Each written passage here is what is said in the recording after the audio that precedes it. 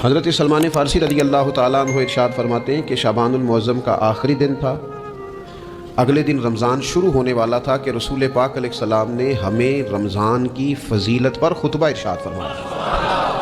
آپ اس بات کو غور سے سمجھیے کہ ایسا مہمان جس کے آنے سے پہلے اس کی فضیلت بیان کی جا رہی ہے، اور فضیلت کون بیان کر رہا ہے؟ امام الانبیاء صلی اللہ تعالیٰ علیہ وسلم۔ یہ صرف ہمارے دلوں کے اندر، امت کے دلوں کے اندر اس ماہ مقدس کی فضیلت کو اور اس کی عظمت کو بٹھانے کے لیے کہ پوری طرح تم اپنے ذہن میں اور اپنے دل میں ایک بات بٹھاؤ کہ ایک عظمتوں والا مہینہ تم پر سایہ فگن ہونے والا ہے، عظمتوں والا۔ حضور نے ایک دن قبل اس کی فضیلت بیان۔ ہمارے ہاں یہ ہوتا ہے کہ ہم کسی چیز کی اہمیت کو لیتے ہیں لیکن سمجھتے ہیں کہ یہ کوئی روٹین ورک ہے، یعنی نارملی ہر سال رمضان شریف آتا ہے، اپنے وقت کے حساب سے چاند بدلتا ہے اور اپنے وقت پر رمضان شریف آ جاتا ہے۔ ہم سمجھتے ہیں کہ مطلب روٹین کا ایک معاملہ ہے، ایک روٹین کی چیز ہے۔ لیکن اگر آپ اس کو اس نظر سے دیکھیں گے نا کہ اس مہینے کے آنے سے پہلے، یعنی ابھی ایک دن بعد آنا ہے رمضان کو، اور آنے سے پہلے حضرت سلمان فارسی فرماتے ہیں کہ نبی پاک نے ہمیں باقاعدہ بلا کے خطبہ دے کے رمضان کی عظمت ہمارے دلوں میں بٹھا، یعنی فکری طور پر اور ذہنی طور پر امت کو تیار کیا۔ فرمایا تم پر ایک ایسا مہینہ سایہ فگن ہونے والا ہے جو مبارک ہے تمہارے لیے، باعث برکت ہے تمہارے لیے۔ تم اپنے آپ کو ذہنی طور پر تیار کرو کہ ایک ماہ نور تمہارے قریب آ رہا ہے۔ جو رمضان، اسلامی عبادات جتنی بھی ہیں نا، وہ مخصوص پوجا پاٹ نہیں۔ اسلامی عبادات میں سے کوئی عبادت بھی ایسی نہیں جس کا مقصد ہی ہو کہ آپ نے اتنے وقت سے لے کر اتنے وقت تک فلاں عمل کرنا ہے۔ جتنی بھی عبادات ہیں اسلامی، وہ اپنے دامن میں کوئی نتیجہ رکھتی ہیں، کوئی رزلٹ رکھتی ہیں، اس کے ثمرات انسانی زندگی پر مرتب ہوتے ہیں۔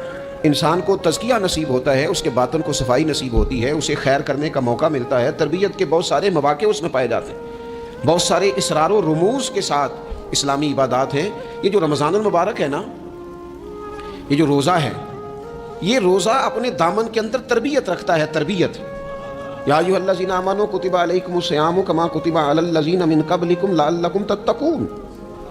اے ایمان والو، تم پر روزے فرض کیے گئے جیسا کہ تم سے پہلے لوگوں پر بھی فرض کیے گئے تھے تاکہ تم تقوی اختیار کرو۔ روزہ تمہیں پرہیزگار بنائے گا، تمہارے اندر سے جو نفسانی چیزیں ہوں گی انہیں نکالے گا، اور اللہ تبارک و تعالیٰ کی طرف تمہارے دل کا رجحان ہوگا، تمہاری روح کا رجحان ہوگا، تمہیں تزکیہ دے گا۔ روزہ انسان کی تربیت کرتا ہے، انسان کو روزہ ذہنی طور پر تیار کرتا ہے کہ اللہ کے حکم کے مطابق کھانا ہے، اللہ کے حکم کے مطابق پینا ہے۔ سب سے بڑا مسئلہ اس دور کا رزق حلال کا حصول ہے اور حرام سے اجتناب ہے۔ تو روزہ ہمیں یہ سبق پڑھاتا ہے کہ ہم وہی کھائیں گے اور اسی وقت کھائیں گے جو کھانے کا ہمیں ہمارے رب نے حکم ارشاد فرمایا ہے، اور جسے اللہ رسول منع کر دیں گے جتنی مرضی چمک دمک اپنے دامن میں رکھے، جتنی مرضی، لیکن ہم وہی لیں گے جو ہمارے لیے جائز ہے۔ آپ غور فرمائیے، روزہ لعلکم تتقون، روزہ تمہیں پرہیزگار کرتا ہے۔ بہت سارے لوگ ایک بات کرتے ہیں کہ عادتیں نہیں بدلی جاتی۔ یار کوشش کرتا ہوں لیکن میری عادت نہیں تبدیل ہوتی۔ میں آپ کو ایک رائے دینے لگا ہوں، مشورہ دینے لگا ہوں، میں آپ سے یہ عرض کرنے لگا ہوں کہ موقع آیا ہے رمضان شریف کا۔ رمضان میں نا بندہ روٹین میں اپنی عادتیں بدلتا ہے۔ کسی کو سویرے 7 بجے کھانے کی عادت ہے، کسی کو 9 بجے کھانے کی عادت ہے، کوئی صبح ناشتہ نہیں کرتا، دوپہر میں ہی کھاتا ہے۔ لیکن رمضان آیا تو عادت بدل گئی، 7 بجے والا بھی نہیں کھا رہا، 9 بجے والا بھی نہیں کھا رہا، دوپہر والا بھی نہیں کھا رہا، سارے سحری میں کھا رہے ہیں۔ عادت بدل گئی، بالکل طبیعت بدل گئی، روٹین چینج ہو گئی۔ کوئی اٹھ رہا تھا صبح فجر میں، اللہ کی توفیق سے اللہ تعالیٰ معاف فرمائے تو کچھ ایسے بھی تھے جو 9-10 بجے اٹھ رہے تھے، کچھ الحمدللہ فجر پڑھ کے چلو کسی وجہ سے پھر سو گئے، 10-11 بجے اٹھ رہے تھے، روٹین بدلی ہوئی تھی۔ رمضان آیا تو بدل گئی، سارے سحری میں اٹھ رہے ہیں، تہجد کے وقت سب کی آنکھ کھل رہی ہے، بالکل روٹین بدل گئی، حالات بدل گئے، معاملات تبدیل ہو گئے، اوقات تبدیل ہو گئے، دفاتر کے ٹائم تبدیل ہوئے، اسکولوں کے نظام تبدیل ہوئے، مدارس کے اوقات تبدیل ہوئے، ہر چیز کے اندر تبدیلی آئی۔ معنی کیا ہے کہ اللہ نے تمہیں موقع دیا ہے کہ عادتیں بدلی جا سکتی ہیں، اپنے آپ کو تبدیل کیا جا سکتا ہے، لائف سٹائل کو چینج کیا جا سکتا ہے۔ یہ موقع آیا ہے، ایک مہینہ ہے پورا۔ 2-3 دن 4 دن آپ کی روٹین بگڑ جائے نا سونے کی، یعنی روٹین سے ہٹ کے آپ سونا جاگنا شروع کر دیں تو پھر وہی روٹین بن جاتی ہے، پھر اسی ترتیب سے انسان سارے کام کرتا ہے۔ تو رمضان میں روٹین چینج ہوگی، سارے تہجد میں اور سحری میں اٹھیں گے، تو اللہ کرے نا یہ روٹین قائم رہے۔ رمضان میں تو اٹھتے تھے سحری کرنے کے لیے، تو اللہ کرے روٹین بن جائے اور سارا سال اٹھیں تہجد کی نماز ادا کرنے کے لیے، اللہ کرے روٹین بن جائے، چیزیں تبدیل ہو جائیں۔ وہ لوگ جن کو ڈاکٹر کہہ رہے تھے کہ دوائی بھی کھانی ہے اور پرہیز بھی کرنا ہے، تو وہ کہہ رہے تھے جی دوائی کھانا تو آسان ہے، پرہیز کرنا مشکل ہے، تو بدلنے لگی ہے نا روٹین، آ گیا نا رمضان، پرہیز کا ٹائم شروع ہو گیا۔ لہذا بہترین فائدہ یہ ہوگا کہ رمضان میں پرہیز ہوگی، ڈائٹ پلان بالکل بنایا جا سکتا ہے، اس میں چیزوں کو بالکل مرتب کیا جا سکتا ہے۔ تو رمضان شریف کے آنے سے پہلے ذہنی طور پر اپنی عادات کی تبدیلی کا پروگرام بنائیں، عادتیں بدل جایا کرتی ہیں۔ رسول کریم دنیا میں آئے وَيُزَكِّيكُمْ، حضور تزکیہ کرنے تو آئے ہیں، عادتیں بدلنے تو تشریف لائے ہیں۔ نبی پاک نے صفائی ستھرائی کر دی، ساری ناپاک چیزوں کو نکال دیا۔ تو روٹین دیکھیں کہ رمضان میں تقوی کے حصول کے لیے اپنی عادات کو تبدیل کرنا ہے، اور اس کے لیے ذہنی طور پر اپنے آپ کو تیار کریں۔ وہ جو کہتے ہیں بچے سویرے نہیں اٹھتے، وہ روٹین بنا لیں، یہ موقع آیا ہے، ابھی سے ارادہ کر لیں کہ جناب ہم نے اس ترتیب سے اپنے گھر کو، ماحول کو، بچوں کو اس ترتیب سے ہم نے مرتب کرنا ہے چیزوں کی۔ آپ ارادہ کریں، اللہ تعالیٰ مدد فرمائے گا۔ رمضان المبارک کی جو خاص فضیلت ہے، اس خاص فضیلت کو رمضان آنے سے پہلے ذہن میں بٹھا لیں، اور رمضان المبارک پورے کا پورا اس ذوق سے گزاریں کہ ذہن میں بات موجود ہو، ذہن میں، کہ دراصل رمضان کیا ہے۔ اللہ کے پیارے رسول صلی اللہ تعالیٰ علیہ وسلم نے فرمایا، اے لوگو تم پر ایک عظیم المرتبت مہینہ سایہ فکن ہو رہا ہے۔ حضور فرماتے ہیں شہر مبارک، فرمایا یہ بڑا برکت والا مہینہ ہے، یہ برکتیں لے کے آیا ہے، یہ رحمتیں لے کے آیا ہے، یہ اپنے ساتھ عنایات لے کے آیا۔ اور نبی اکرم صلی اللہ تعالیٰ علیہ وآلہ وسلم نے فرمایا جو بندہ بھی قرب الہی کی نیت سے رمضان میں نیکی کا طلبگار ہوگا، فرمایا وہ اگر نفل نیکی کرے گا نا تو اللہ تعالیٰ اسے فرض کے برابر ثواب عطا فرمائے گا۔ اور حضور علیہ الصلوۃ والسلام فرماتے ہیں جو اس مہینے میں ایک فرض ادا کرے گا اللہ 70 فرضوں کے برابر اجر عطا کرے گا۔ اپنے ذہن میں ایک بات بٹھائی جائے، ذہن میں یہ بات بٹھائی جائے کہ یہ نا برکت والا مہینہ ہے، اس میں میرا ثواب بڑا ضربوں کے ساتھ آگے بڑھے گا۔ ایک ذہن بنایا جائے اور پھر ثواب اکٹھا کرنا شروع کر دیا جائے، پھر وہ ترتیب بنا لی جائے، کاروباری نہیں، روحانی ترتیب، کاروباری نہیں، یعنی نئے سے نئے اسٹال نہ تیار کیے جائیں، مہنگائی کیسے کرنی ہے اور کس طرح کر کے کن چیزوں کی آج کل مانگ ہوگی، کس ترتیب سے سودا پہلے ہی خریدنا ہے، مہنگا کیسے کرنا ہے، اللہ معاف کرے مصنوعی قلت کیسے پیدا کرنی ہے، کمائی کیسے کرنی ہے۔ رمضان کے اندر جناب لوگ ساری ترتیب لگا کے، ساری، میرے ایک دوست ہیں میڈیکل کے شعبے سے وابستہ ہیں، تو مجھے کہنے لگے کہ ڈاکٹر بھی اپنی روٹین بدلتے ہیں اور معدے والی ساری دوائیاں بھی اکٹھی کر لیتے ہیں کیونکہ رمضان آنے والا ہے، یہ زیادہ لوگ استعمال کریں گے۔ تو وہ ماحول نہ پیدا کریں کہ ہر چیز دنیا داری ہو جائے، ہر چیز دنیا داری نہیں، ہر چیز کو ایک نیا روپ دے دیا جائے اور نیا سے نیا مال کمانے کا سلیقہ بنایا جائے۔ میں اکثر کہا کرتا ہوں کہ رمضان تو اس لیے تھا نا کہ اس میں کم کھانا ہے، تھوڑا کھانا ہے، لیکن اگر بندہ کہے کہ میں نے صبح کا چونکہ کھایا نہیں لہذا اب شام کو اتنا کھانا ہے کہ ہفتے سے پہلے ڈاکٹر کے پاس بھی جانا ہے، میں نے وہ سارا پوری کر دیا روٹین، تو پھر وہ مقصد کو نہیں نہ سمجھا، پھر اس نے اس خوبصورتی کو نہیں پایا جو خوبصورتی اس کو دین دینا چاہتا تھا۔ ایک تو رمضان کی فضیلت کو سمجھنا، اور پھر جب ہم روزہ دار ہیں، ہم نے روزہ رکھا ہوا ہے، تو نبی پاک علیہ السلام نے خود اس مفہوم کو کھول کے بیان کیا، فرمایا جس بندے نے جھوٹ نہیں چھوڑا، گناہ نہیں چھوڑا، گویا غیبت نہیں چھوڑی، بدی نہیں چھوڑی، تو اللہ کے محبوب علیہ الصلوۃ والسلام فرماتے ہیں پھر اللہ تعالیٰ کو اس کے بھوکا پیاسا رہنے کی تو کوئی ضرورت نہیں، کیونکہ لعلکم تتقون، تقوی اختیار کرنا تو روزے کا مقصد تھا۔ اور اگر اس نے وہ بات کو سمجھا ہی نہیں، استاد کے لیے صرف استاد ہو جانا ہی ضروری نہیں، اس کو پھر اپنے منصب کا لحاظ کرنا بھی ضروری ہے کہ میں استاد ہوں۔ والد کا صرف والد ہو جانا ہی کمال نہیں، اس کو پھر اس منصب کے تقاضوں کو بھی سمجھنا چاہیے کہ اب میں ایک باپ ہوں، اب میں روٹین میں وہ آزاد نہیں ہوں کہ جہاں میرا جی چاہے گا جاؤں گا، جہاں میری طبیعت چاہے گی میں کھاؤں گا، جہاں میرا دل کرے گا میں وہ کام کروں گا۔ اب آپ سرپرست ہیں، سربراہ ہیں، انسان دیکھیں نا، ایک شخص ہے وہ عالم ہے، اب علم پڑھ لینا صرف کمال نہیں، وہ اپنے منصب کو بھی تو سمجھے نا، اس منصب کے وقار کو، اس کے لحاظ کو بھی تو سمجھے نا۔ ایک آدمی اگر عمر رسیدہ ہے، بڑا ہے، بزرگ ہے، اور وہ چاہتا ہے کہ میری بزرگی کی وجہ سے میرا اکرام کیا جائے، تو اسے اپنے منصب کا بھی لحاظ کرنا پڑے گا۔ اس کو حضرت سعدی فرمایا کرتے تھے میں نے 18 سال کے بزرگ دیکھے اور میں نے 75 سال کے بچے دیکھے۔ حضور کیا مطلب؟ فرمانے لگے عمر ہو گئی لیکن اپنے منصب کا خیال نہ کیا، عادات بچوں والی رہی۔ اور فرماتے میں نے ایسے لوگ دیکھے جن کو شروع وقت میں ہی اللہ والوں کی صحبت نصیب آئی تو وہ جو بزرگی ہے وہ پھر عمر کی وجہ سے نہیں ملی، وہ اللہ نے علم اور عمل کی وجہ سے عطا فرما دی۔ تو اپنے منصب کا لحاظ کرنا کہ میرا یہ منصب ہے۔ اسی طرح جب ہم نے روزہ رکھا ہوا ہوگا نا تو پھر ہم نے اس منصب کا بھی لحاظ کرنا ہے کہ میں روزے دار ہوں۔ پھر خالی بھوکے پیاسا نہیں رہنا۔ رسول پاک صلی اللہ تعالیٰ علیہ وآلہ وسلم نے پتہ ہے روزے دار کی فضیلت کیا بیان فرمائی؟